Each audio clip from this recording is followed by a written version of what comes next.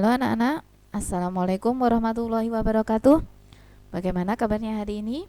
Semoga tetap sehat dan semangat ya. Oke anak-anak, kita bertemu kembali dalam pelajaran prakarya kelas 8 bersama Bu Maya ya. Untuk hari ini kita masih melanjutkan materi bab yang kemarin ya. Kita akan masuk ke subbab tahapan pengolahan bahan pangan.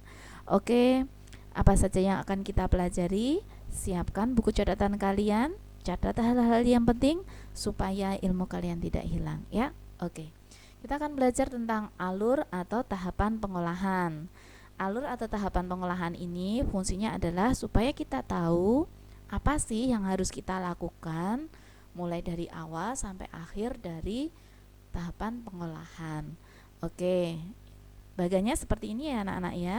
Kalian perhatikan, ada perencanaan, pelaksanaan atau pembuatan, kemudian penyajian atau pengemasan, dan yang terakhir adalah evaluasi. Nah, tahapan-tahapan ini harus kalian lewati dan ini saling berhubungan satu dengan yang lainnya. Oke, penjelasannya sebagai berikut. Tahapan perencanaan ini meliputi identifikasi kebutuhan dan ide gagasan. Jadi, kebutuhan apa yang ada di masyarakat nanti akan memunculkan ide kita untuk membuat suatu produk olahan pangan. Oke, kemudian yang kedua, tahap pelaksanaan atau pembuatan. Nah, tahap pelaksanaan atau pembuatan ini adalah mulai dari tahap persiapan sampai proses pembuatannya. Nah, ini bagaimana proses pembuatannya kita harus tahu. Nah, harus kita sesuai dengan rencana kita. Kemudian yang ketiga adalah tahap penyajian atau pengemasan. Nah, penyajian atau pengemasan ini akan sangat menentukan kalau misalnya kita akan menjual suatu produk, maka punya daya beli atau tidak, seperti itu. Kemudian kalau misalnya mau kita sajikan untuk seseorang, kita buat penyajian yang menarik. Dan yang terakhir adalah evaluasi. Nah, ini meliputi merasakan hasil atau produknya tadi. Nah, dievaluasi bagaimana rasanya, bagaimana penyajiannya dan sebagainya. Nah, evaluasi ini nanti akan menjadi bahan acuan ketika kita mau merencanakan suatu produk yang baru. Oke, kita lanjutkan ya. Kita akan masuk ke tahap perencanaan. Nah, untuk merencanakan kita harus tahu produk apa sih yang mau kita buat. Kita harus punya rencana dulu. Misalnya kita punya singkong, kita mau buat apa singkong itu. Nah, kita harus tahu dulu apa produk-produknya singkong. Nah, untuk yang pertama serealia dulu ya. Nah, untuk serealia Bu Maya contohkan dua, beras dan jagung. Untuk beras bisa kita olah menjadi nasi kuning, nasi uduk, nasi goreng, dan masih banyak nasi-nasi yang lainnya ya. Kemudian jagung bisa kita masak menjadi nasi jagung, jagung bose, kemudian lepet jagung, dan Bu Maya yakin masih banyak produk-produk yang lainnya. Kalau misalnya kalian mencari di internet, pasti akan banyak sekali produk-produk lainnya. Oke, Bu Maya kasih contoh produknya ya. Ini beras, kita olah menjadi apa ya kira-kira? Ada yang tahu apa ini namanya? Oke, namanya nasi uduk khas Jakarta ya. Oke, berikutnya dari jagung. Nah, jagung ini kita olah menjadi apa kira-kira?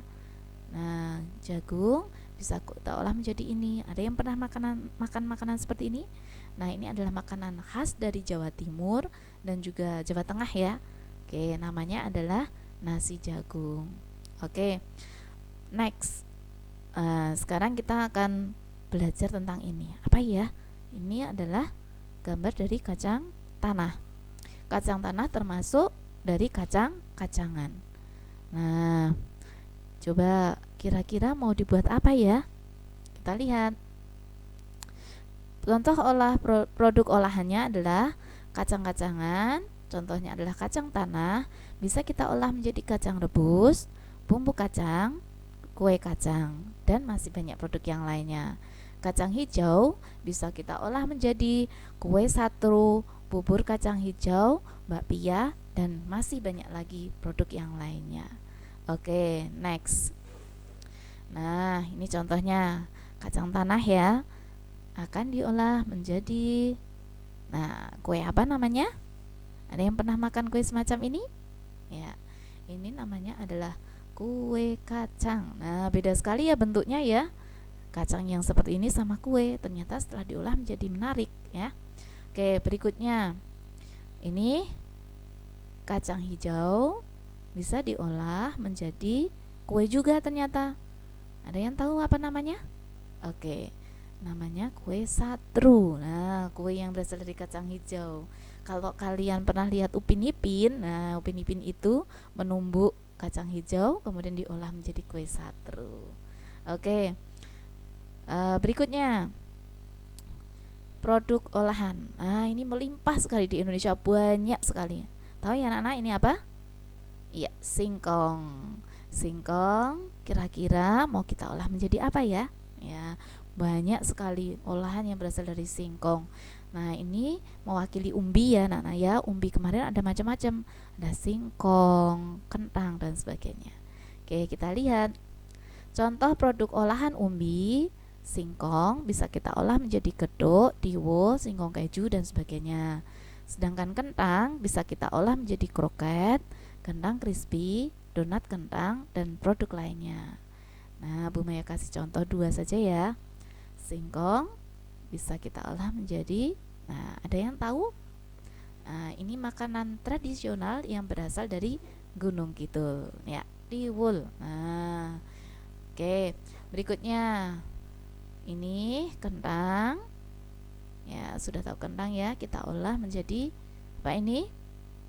Ya, betul, kentang crispy atau french fries. Oke.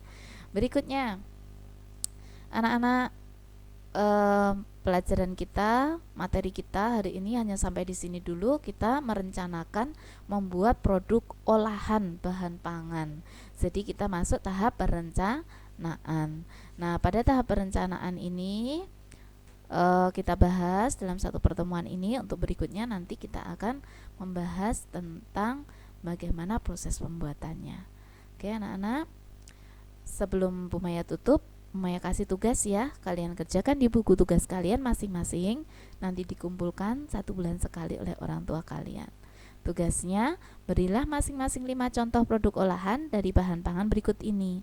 Dari gandum, kacang kedelai, dan ubi jalar. Kalian cari masing-masing 5 produk olahannya. Oke, anak-anak, selamat mengerjakan, selamat belajar. Kalian harus tetap stay at home, menjaga kesehatan, menjaga diri kalian, tetap menggunakan protokol kesehatan dimanapun kalian berada, dan tetap semangat tentunya. Bye bye. Assalamualaikum warahmatullahi wabarakatuh.